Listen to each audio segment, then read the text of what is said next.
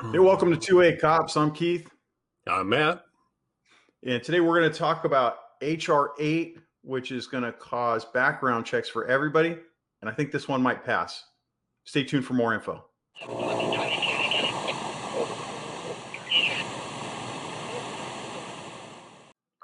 So, welcome to 2A Cops. Back on March 1st, a California Democrat introduced HR 8 to the House of Representatives. It's a bill that will require background checks for every firearm sale in the United States. That's the long and the short of it. That gets into the specifics regarding firearms transfers and everything else, and who's required to do a background check. But basically, what it's going to do, this is the universal background checks that they've been pushing for years. Oddly enough, Keith and I come from a state that already has uniform or universal background checks. And it worked so well, didn't it? Oh, yeah. There's no gun crime in California. And I'm sorry, when I say gun crime, I mean gun crime. It's violent crime with a criminal using a gun. I don't use it the same way the liberals use it. It's going to require any private party sale to go through a FFL dealer. Initially in California, there was a limit to how much they could charge you. Technically, that's still in the law. However, the limit has been far surpassed. Currently, the going rate is right around $100 to do a private party transfer in California. So that gun you want to take for $300 just became a $400 gun for the person trying to buy it. Exactly. Just to get people that don't live in a free state, and we're in Idaho, I can get a gun transfer as little as $20 here in Idaho, and sometimes less if you know. Like for friends, I do it for free. You're talking about like an actual dealer transfer. Yep. Or you can just deal it in a parking lot if you're not a dealer. Private party transfers are legal in most states in the United States. And this is my first experience with one was, I don't know, 6 months ago, 4 months ago. And yeah, it was just like selling any other privately owned piece of property. We met at a mutually agreed upon location and sold the product. And the guy showed me just because I'm a little on the paranoid side, I want to keep track of, because it was a gun that was registered to me in California. So if something down the road were to happen with that gun, I don't need somebody pulling it to my house and trying to arrest me. I want a record of, I did sell that gun on such and such date to this guy. Not that, we both know that firearms registry don't show you who did the crime. It just shows you who legally purchased the gun at one point. Yeah. Now I've sold several guns here in Idaho, private party, and all the people that show up are normal people. There's and you end up having a conversation with them for like a half an hour. Like you should be done in 5 minutes, but you end up talking to the guy for like a half an hour, and they bring their wives, and everybody's just chilling. And a lot of them are done in the police station parking lot. We did ours in a gun store parking lot, and we both went to the store and bought stuff. Yeah, and so I think the reason why they're doing this, they're saying this is like the gun show loophole or something like that, is what they tend to call it. And it's because and it's funny, so I'm an FFL. If I go to a gun show, I have to do a 4473, which is the form you do to sell a gun if you're a dealer. But there are people that show up to a gun show that walk around with a rifle with a little flag in it that says how much the rifle costs. But they just do private party transfers through there. But one of the things that Matt and I we came from a place that has strict laws about transferring firearms. Like you have to go to a gun dealer. This is what they want. They want the California model. And side note, don't follow anything that California does, because California is a shit show.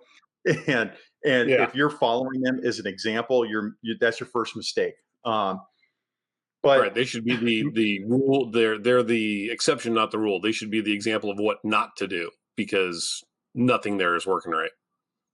And Matt and I both worked in Northern California. They have significantly high crime rates. We both came from agencies that had, gangs and drugs and all the other stuff. And we still came across guns every day that were stolen, that were what have you. They were illegally sold or whatever. It doesn't matter.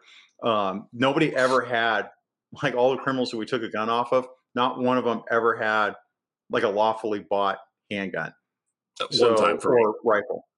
One time for you, really? Yeah. He was a gangbanger, but had never been arrested, and he had not been validated yet. So he was able to legally purchase a gun. They used it in a drive-by, and we ended up taking it from him. But the DA pled it out, and so he didn't even get a gun charge on him. So he could still legally purchase a firearm after that too. And so that brings up another point, Matt. This whole episode comes off of an article that Matt wrote about HR 8. And one of the points that Matt made was just enforce the laws that we have now. It's a novel concept, right?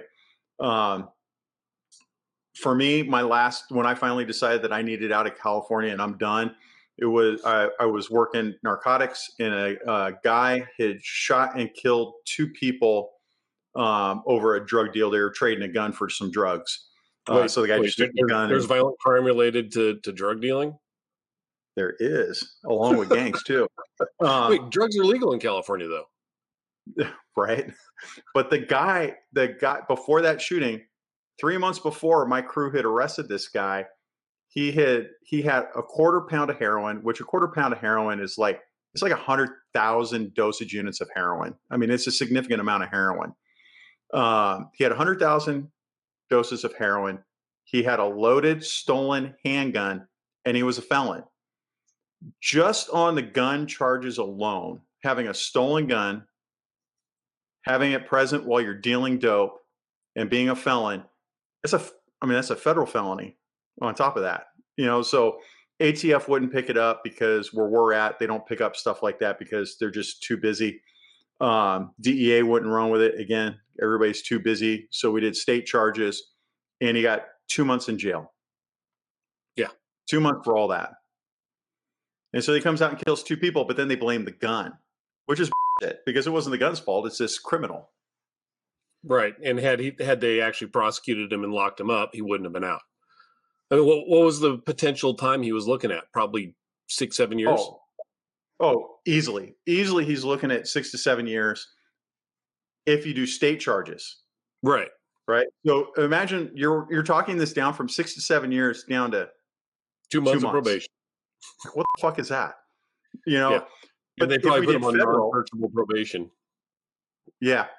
And if the feds weren't so busy and they picked up that case and they prosecuted federally, I don't even know what the exposure is for federal. I mean, with the drugs alone, the drugs was a significant amount.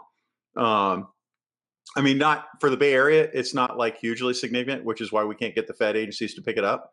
But for anywhere else in America, like Idaho, that would be on the top of the news, man. I mean, like the #1 lead-in story, which is why we live here. And real quick, for the guys that are, we have this as a podcast and we have it on YouTube. For the YouTube people, here's a map of where Idaho is, so that way you know where to move to when it comes time. But yeah, it's just ridiculous that you can't. The Dems sit there and cry about how gun crime is out of control and how all these all these bad people are out there with guns when you're not charging the people with the guns that are committing crimes to begin with. Pre-existing crime. The new DA in LA is a perfect example. The guy he will not use any enhancements for gun crimes at all for anybody. Yet he's a Democrat and he's out there screaming about gun laws and everything else, but he refuses to do anything with any of the enhancements that exist already for gun violence. It makes no sense. Talk about the slippery slope. This is step 1. HR 8 is step 1 down the slippery slope, because they're going to do we passed the universal background checks, but those had actually zero effect on gun violence, which I'm telling you right now, it will have absolutely zero effect on gun violence. So they're going to do it didn't do anything on gun violence. So now we need to do something different. And we can't say that, everyone's actually doing these universal background checks because we don't know who has all these guns. So now we need you to register your handguns, because we need to make sure that people that have these handguns actually go through the proper channels to sell them. So we'll just have you register them. And then the next thing it'll be, well, the handgun thing didn't really solve that whole violent gun crime problem. So now we just need you to register all your rifles because people are committing crimes with rifles too. And we need to keep track of who owns all these rifles. And in order for us to make sure that the universal background checks are being performed, we need to have a registry so that we know when someone sells a gun, we can track that and blah, blah, blah. And then they're going to go and it's just one step after another because this law cannot stop the gun violence that they point to as the problem. Because the gun violence that they're pointing to as the problem is committed by people who acquire guns illegally.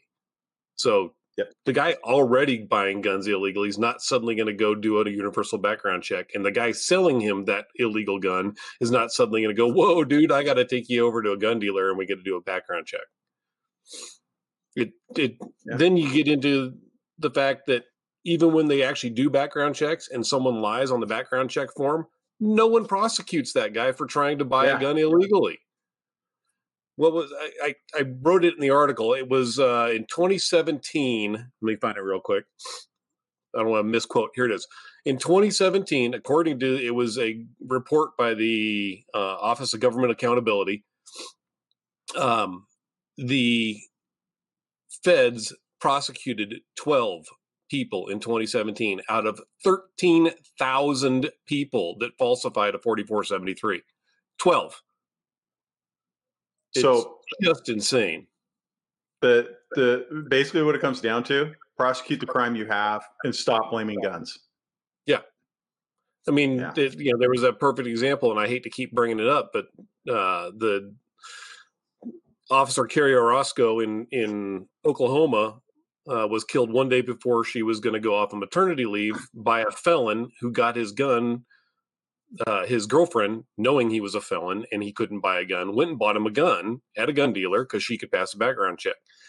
The feds prosecuted her, and she received 1 year of probation for her role in the murder of a police officer by providing that shitbag a gun. She got 1 year of probation.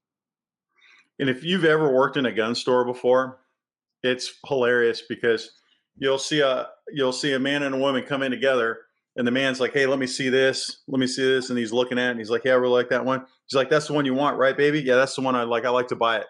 And she never touched it. It's obviously for the man. And it's a typical straw purchase, and, a good dealer will kick him out, knowing that was a straw purchase. But, it comes down to like, nobody's enforcing the laws we have. Matt and I lived in the testing ground for every gun law that they want to pass. And none of it has worked. It has only made crime worse. It has only disarmed law-abiding citizens. You're the one that's getting punished for this. You're the one that abides by the law. Man, I don't want to tell people to ignore the law, but I think we're getting to the point where ignore the law. People need to ignore stuff now because it's getting ridiculous. Talking about ignoring the law, it's nice seeing several states are actually passing laws that are nullifying any further gun control passed on the federal level. And personally, I'm a big fan of what Missouri did, where they've passed a law now that allows the sheriff to arrest ATF agents who are trying to enforce federal law in Missouri. Because now, Matt, there's 4 Republicans that are co-signers on the bill. 3 of them. Who are those guys? Oh, let me find their names here real quick. Fred Upton from Michigan, Christopher Smith from New Jersey. New Jersey's an example of a real conservative place that has good gun laws. And Brian Fitzpatrick from Pennsylvania. I mean, I'm not surprised about the guy from New Jersey because New Jersey is kind of like California as far as gun laws. It's right up there with one of the top 5 states to not live in if you're a gun owner. But they're advertising this bill. I mean, the name of it is the Bipartisan Background Checks Act of 2021. Bipartisan. It's right in the name of it. It's got to be bipartisan. They named it bipartisan, right?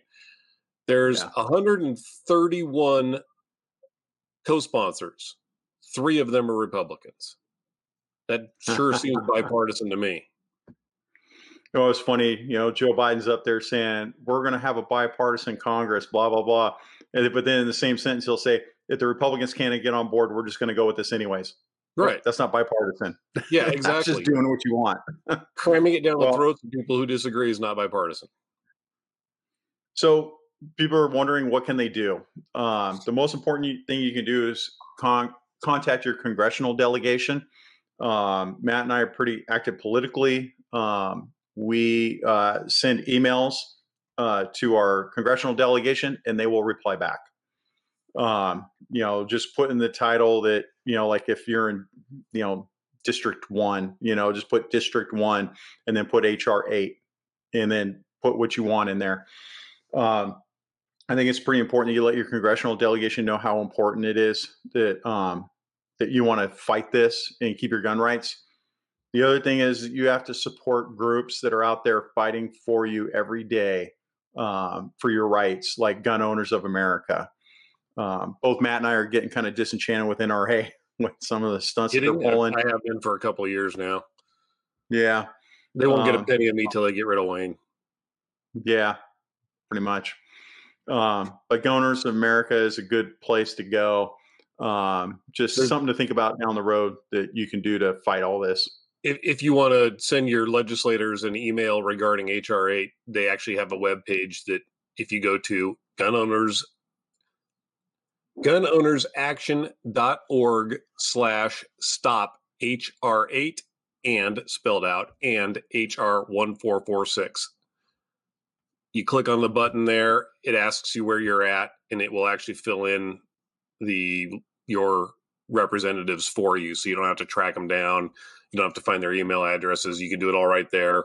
It'll fill in text for the email, but you can also go in and edit it. You can make your own changes. The only thing I suggest is don't go in there and start yelling and screaming and acting like an asshole. Yeah, be polite. A professional. Be polite and professional. We have a bunch of cops that follow us. If you're a cop, put in your experience. I put in Absolutely. I put in a paragraph of my experience. I mean, I look at my hero wall. I did a bunch of stuff. I put all that stuff in there. I work gangs and narcotics. We recover guns all the time, and they weren't lawfully possessed. This will do nothing to stop that crime. If you work SWAT, narcs, and gangs, or any kind of a high risk patrol unit, you're the group that's going to come across this gun crime that they keep talking about. Or just it doesn't work. Cops like me. Well, yeah. Came across shit every once in a while. You gotta come out and say what you did and explain why it doesn't work. I found that emails that have your own personal, your own personal touch to it, you'll get a response. If you do a canned email through a system, you tend not to get a response back. And it's good to have that. You're not going to have a back and forth with them, but it is nice to get a response back so you know somebody read it and somebody was thinking about it. The other thing you can do too is be involved in your state politics. You contact right now. There's a lot of places that are in session right now. You should contact your legislators and demand that they pass pro 2A laws in your state. Like I look at some of the stuff Texas has. Texas isn't. Everybody talks about how great Texas is, but they're truly not free because they have a lot of not a lot, but they have a few restrictive gun issues there. And if you have those gun issues there, why are you allowing that? You're Texas. You should be fighting to have that. You should live in a state where the state gives you more gun rights, not restricts any. Your state shouldn't be restricting any gun rights whatsoever. That's it for now. Do me a favor, hit subscribe and follow us. It helps our search ratings so everybody can find us. And don't forget to follow us on social media. You can find us at 2A Cops, 2A COPS. And that's it. Have a great week and stay safe. 900 North Miami Beach Boulevard, parking lot of Kmart, case number 9001. Complainant will be waiting near the 86 white Hyundai.